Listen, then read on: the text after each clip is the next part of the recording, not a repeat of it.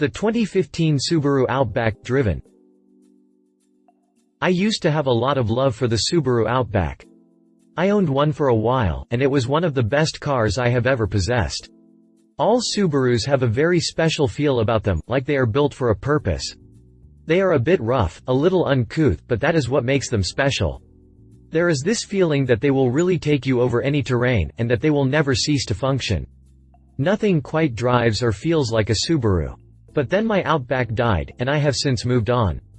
Now, despite this great drive, Subaru has long been lambasted for creating cars that are too poorly built, too uncomfortable and too unrefined.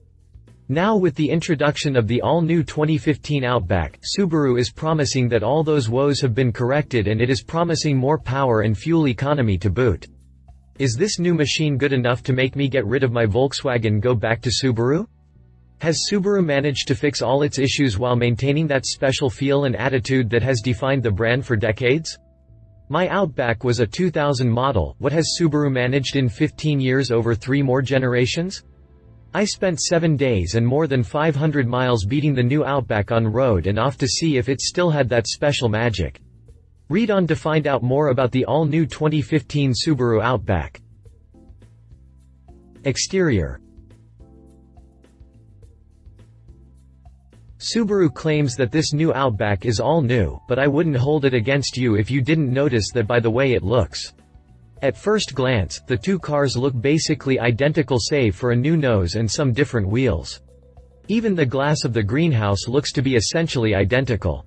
There are lots of subtle changes though if you look hard enough, or happen to have each one side by side. That new nose is more than a new grille and some fancy LED-trimmed headlamps. The front of the car is now flatter and curved a little more softly. All the sharp angles of the plastic bumpers have been smoothed and the fog lamps look larger. Moving to the profile, you will notice that the new Outback has bolder body lines and deeper sculpting on the sides. The plastic guards that run across the bottoms of the doors have gotten thinner and the roof rack has gotten a little larger and a new design. The slope from the roof to the back hatch has also been made steeper and the rear spoiler has gotten bigger. Overall size of the Outback from 2014 to 2015 consists of about a half-inch gain in length, width and height. Wheelbase is nearly identical, but Subaru has widened the rear track by more than an inch to improve handling and rear cargo space. There are some small changes to the rear end thanks to some revised tail lamps and reflective markers, but overall the machine is very similar to the last generation from the back. Interior. Much like the exterior, anyone who has spent time inside of the last generation Outback will feel right at home. There are lots of small changes that make the cabin more user-friendly, and the overall design feels much cleaner than the previous car.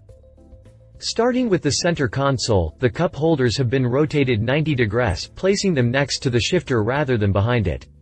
This has allowed the shifter, and the entire center console, to move outward toward the driver slightly and placed on a more natural slope. This puts all of the controls into a more accessible position. The controls themselves have been simplified greatly. There are 2 large knobs for temperature control of the dual-zone climate control and 2 knobs for audio control, volume and radio channel select. All other controls are spaced evenly and naturally, so it was never hard to find exactly what I was looking for. The steering wheel and gauge cluster have also been changed. The old 4-pod cluster has been replaced with just a dual-gauge unit for speedometer and tachometer with the fuel gauge and temperature gauge integrated within them. A central LCD between the 2 main gauges supplies information, such as fuel economy, gear selection and more. Seating is comfortable in both rows, but the cloth seems to very readily grasp onto any stray animal hair if you happen to own a dog or cat. Considering the number of Subaru owners that also own dogs, this seems like a serious oversight. When you don't need room for people, the Outback's rear seats tumble quickly to make a flat load floor, one of the model's signature features. Drivetrain. In my opinion, this is probably the most unimpressive piece of the 2015 Outback. In the year 2000, my Outback was fitted with a 2.5-liter, 4-cylinder, boxer engine with 165 horsepower and 166 pound-feet of torque. Now, a full 15 years later, Subaru has fitted the 2015 Outback with a new FB generation DOHC cam engine. It is a 2.5-liter, 4-cylinder boxer that makes a whopping 175 horsepower and 174 pound-feet of twist. I have to question what the point of creating a whole new engine when that engine is essentially identical to the old one. Fuel economy has been increased fairly dramatically on paper. The new engine is good for 33 mpg on the highway, whereas my old car was only rated for 28 mpg. That said, I routinely hit 28 mpg in my 2000 Outback, but I only managed to get 30 mpg from the new 2015 model. In 3 generations, Subaru has only managed to add 10 horsepower and 2 mpg. I think that is pretty unacceptable. Transmission options have also been changed, and starting with this new 2015 model, every Outback comes standard with a CVT. The 6-speed manual transmission option that long made the Outback stand out from the massive slab of boring that is the crossover market has been removed. The CVT does make the Outback feel more lively than the old 4-speed auto ever did, but it still is far from a perfect transmission. Between that transmission and the road is Subaru's new electronically controlled AWD system. Rather than use the ancient, but effective, full-time 50-50 split AWD system that sapped fuel, Subaru has started to use a more sophisticated system that detects slip and transfers power as necessary. Price. The 2015 Subaru Outback hits the market with a base MSRP of $24,895. My car was the mid-trim 2.5i premium model. That bumps the price to $26,995, but it brings equipment like 17-inch alloys, dual-zone climate control, heated seats and more. The only real option on our tester was the moonroof and power liftgate package, which carried a price increase of $1,695. Our final additional costs included the $300 fee for PZEV certification and a $850 destination charge. Final price of our car was $29,480. Driving impressions. Driving the new Outback is everything I expected it to be, and everything I was hoping it wouldn't be. Rather than the chunky and go-anywhere feel that Subarus are legendary for, this new Outback feels like any regular crossover. That Subaru magic is gone. I feel that the increased ride height, CVT transmission and removal of the classic AWD system are the biggest culprits in this scenario. The new machine is not bad by any means that a normal human being would ever judge a car. The ride is smooth, the interior is better built than any previous Subaru I have ever driven, even with pieces of it falling off, and the level of quiet and comfort is better than ever. If you have never driven a Subaru before, and all you wanted was a competent crossover, you would be pleased as punch to drive home in a new Outback. But that is the issue. I have driven old Subarus, and I love them for their flaws. The stiff ride with the overtly long suspension travel was designed for bombing down a rutted gravel road. The interior was second-rate and full of stiff plastics because you were going to beat on that machine, and it needed to be rugged, not luxurious. All that is gone. Hell, until this year you could even order an Outback with a manual transmission, and doing so got you the old-school AWD system. I've driven a 2014 Outback equipped this way, and it's wonderful in all those idiosyncratic ways I miss in the 2015 car. No, the 2015 Subaru Outback is not a terrible crossover, in fact it's quite a good one. It is just a terrible Subaru, and for that I can't recommend it to fans of the brand. Competitors.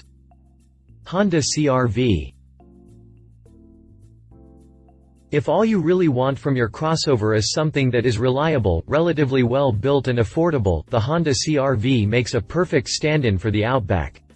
Thanks to some smart packaging on Honda's part, the CR-V is dimensionally smaller than the Outback, making it easier to drive and maneuver, but it is nearly identical in interior space. With a starting price of just $24,370 for an AWD version, the CR-V holds a price lead, and even at the maximum limit of our Subaru's price, you could a similarly equipped CR-V with the addition of a rear DVD entertainment system for the kids. The CR-V even has the advantage on power with 185 ponies galloping form its 2.3-liter 4-cylinder engine. It doesn't have the same level of fuel economy though. The CR-V is only rated for 30 mpg highway with AWD compared to the 33 mpg of the Outback. Audi Allroad. What if what you really want is a rugged go-anywhere wagon like the Subaru Outback used to be?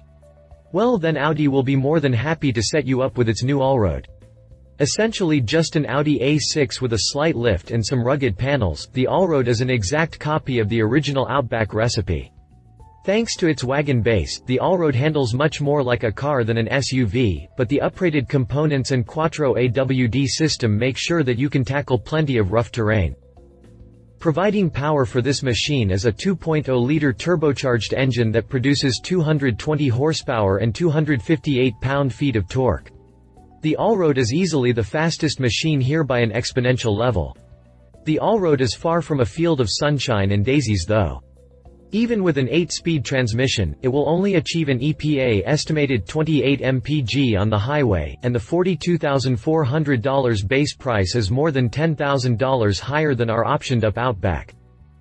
Still, if you aren't worried about cost, and instead just want the ultimate off-road wagon, the Audi Allroad is one of your only real choices.